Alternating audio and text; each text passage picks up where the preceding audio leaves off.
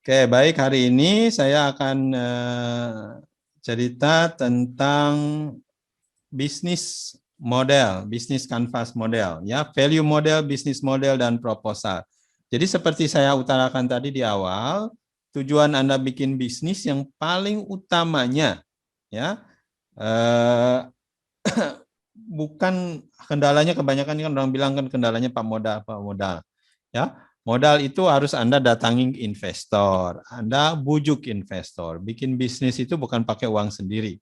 Ya, kenapa? Karena pakai uang sendiri ya Anda asal-asalan biasanya. Dan yang kedua nggak bakal bisa besar. Karena uang Anda seberapa besar sih? Nggak bakal bisa sampai miliaran. Ya, kayak Nadim itu ya bisa triliunan pakai uang orang. Jadi harus pintar-pintar Anda sebagai seorang bisnismen untuk membujuk investor atau membujuk orang lain bisa invest ke usaha Anda. Coba bayangkan kalau Anda bisa meyakinkan bank ngasih Anda 10 miliar, usaha apapun Anda bisa enak.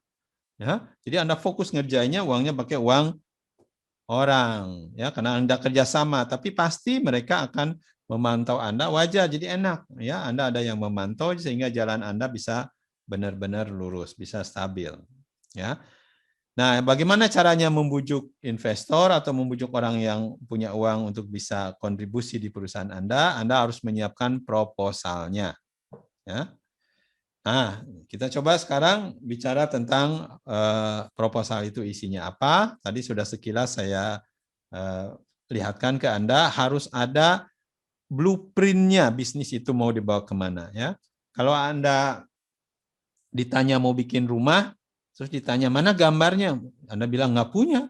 Nah, bingung saya. Ya, yang punya duit bingung. Ini mau ngasih uang gimana, dia aja nggak punya rencananya mau ngapain, rumahnya ada berapa pintu, ada berapa tingkat, ya, ada berapa kamar, nggak jelas kalau nggak ada gambarnya. Sehingga bisnis apalagi lebih kompleks, Anda harus punya gambar.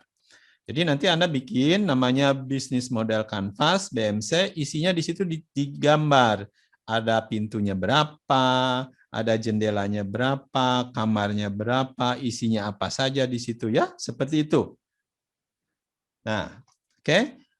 Ada 3 hal kenapa seorang entrepreneur gagal dalam menjalankan bisnisnya. Tadi yang pertama dia tidak punya blueprint, ya. Tidak ada rencananya, makanya udah pasti gagal, ya. Tidak punya bisnis model. Jadi Anda kalau ditanya sama teman atau kalau Anda tanya sama teman, Anda punya bisnis kayak apa bisnisnya? Coba lihat yang saya lihat bisnis modelnya, ada blueprintnya seperti apa. Kalau dia bilang belum punya berarti dia amatiran. Hati-hati. Ya, Anda nggak mau nyimpan uangnya di dia. Bisa hilang itu uangnya. Ya. Jadi pastikan kalau Anda sudah profesional, Anda punya bisnis model canvas. BMC. Ya. Keharusan seorang profesional. Jadi harus pintar Anda bikin BMC. Yang kedua, kenapa bisa gagal? Terlalu fokus di teknologi atau produk. Ya.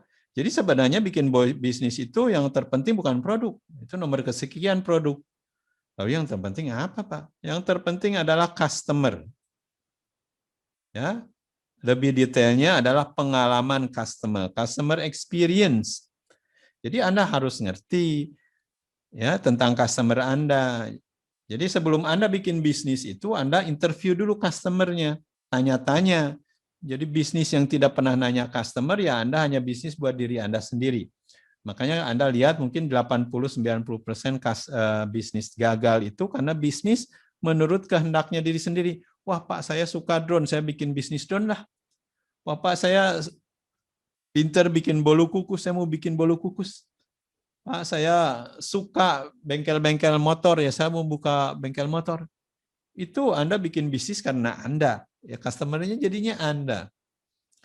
Jadi kalau Anda mau bikin bisnis itu hanya tergantung daripada peluang. Peluang itu datangnya dari menyelesaikan problem orang lain. Jadi tujuan Anda cari problem dulu. Cari orang lain, tanya, masalahnya apa Pak? Gitu. Dari situ akan keluar solusi Anda, peluang bisnis Anda. Ya, Anda tanya, customer itu pinginnya apa?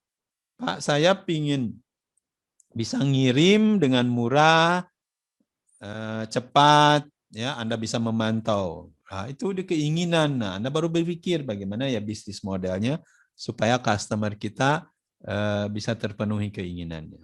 Itu pebisnis yang benar. Lalu yang ketiga, ya, kenapa gagal? Quit too early. Ya, jadi baru sekali, 2 kali gagal berhenti.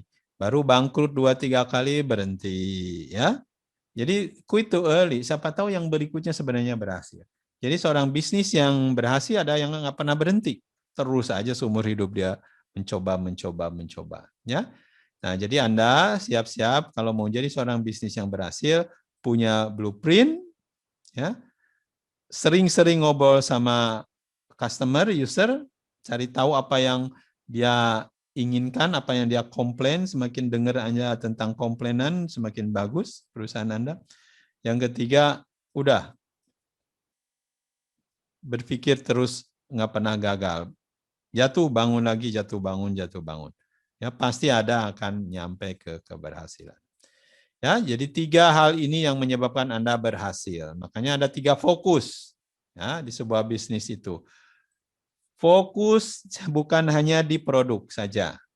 Ya, jangan copy bisnis orang lain saja, tapi harus Anda rubah. Ya, misalkan ada teman Anda buka bengkel berhasil, Pak, ya Anda bikin bengkel. Itu hanya copy aja. Enggak, Anda kalau hanya buka bengkel saja, Anda perbaiki. Misalkan nanti di cara delivery ke customer. Mungkin value-nya Anda rubah. Mungkin supply chain-nya Anda berubah. Mungkin cost structure-nya Anda rubah. Ya, macam banyak. Ada 9 hal yang bisa Anda rubah-rubah. Ya, ada 9 hal di bisnis model itu yang bisa Anda rubah-rubah. Jadi jangan plug copy paste. Ya, pastikan Anda inovatif di dalam bisnis model. Lalu yang ketiga, willing to take risk. Bereksperimen, mencoba. Karena semuanya datang dalam hal mencoba.